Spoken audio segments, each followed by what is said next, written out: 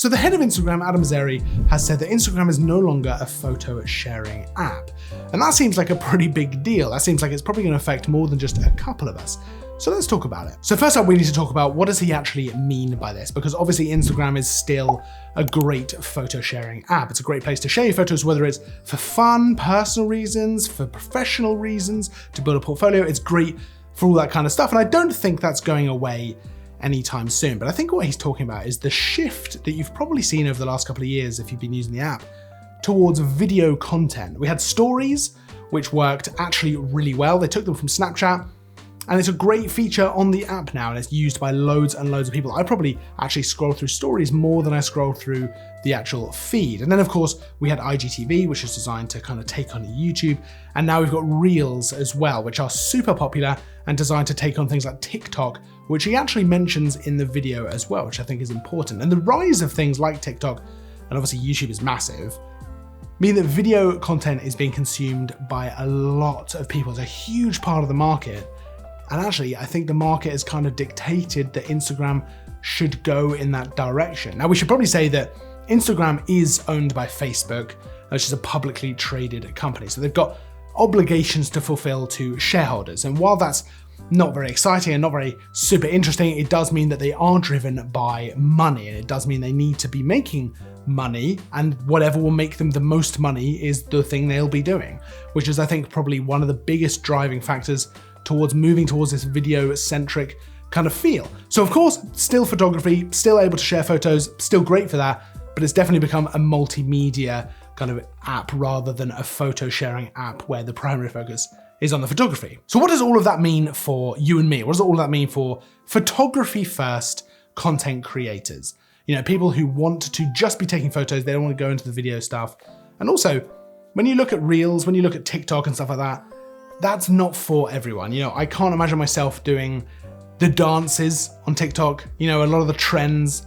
If you don't want to keep up with that, I can see why this might be a concerning move from the Instagram point of view. So I think it comes down to, how do you use Instagram? Are you using it for fun? Are you just posting things on there to collate your images and have them, and you're not worried about growth or engagement or any of that stuff?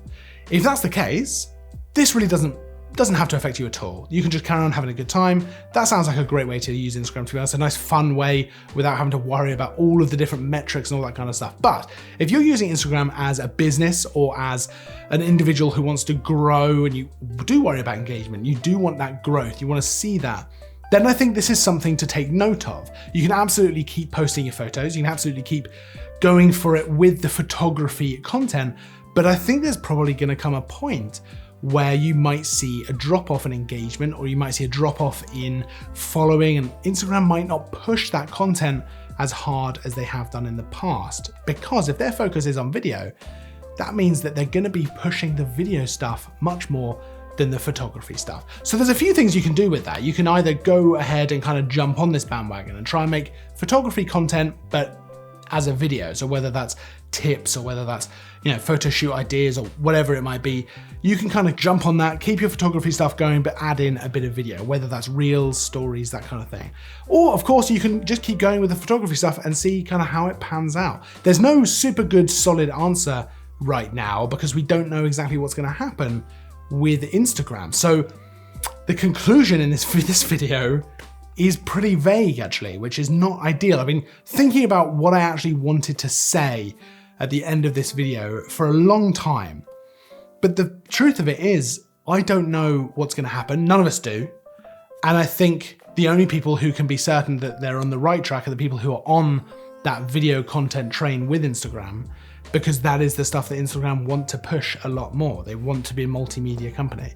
So you can either get on board with that, or you can try and stick it out with the photography. I don't think, or at least I'm not aware of any super good alternatives to Instagram for photography. I know there's Flickr, I know there's things like that, but they're just nowhere near as big and universal as Instagram. And Instagram has been such a good tool for photographers over the last few years, really, where you can use it as a portfolio, as a really easy, quick way to show a client what you can do, to actually put your best work out there and have it be seen, rather than just pop on your website or whatever it is, and maybe it's more difficult for people to find, or maybe it just doesn't get naturally seen by as many people. Whereas Instagram, you can really grow your own brand and your own business, if you like, if you're a photographer, much more easily on Instagram by just having your portfolio out there. And I know it's not the highest quality.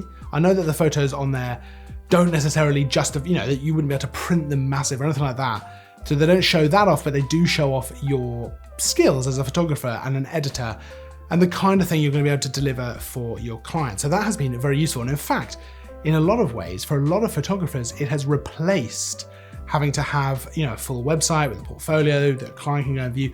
You can just do a lot of that via Instagram. I don't think any of that is going away. I don't think any of that is going to change dramatically in the near future. Who knows in the long term, right? But in the near future, I don't think any of that's going away. I think that's still going to be useful, but we are seeing a definitive change of tactic now towards video.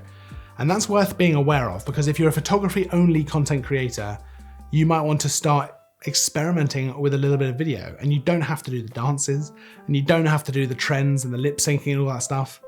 But I think maybe it's time to start thinking about a little bit of video content to kind of mix it in. If you're worried about growth, if you're not worried about engagement, if you're not worried about all that stuff, I wouldn't worry about it. I'd just carry on having a good time, because if that's how you use Instagram, more power to you, to be honest, because that is a lovely way to use the app.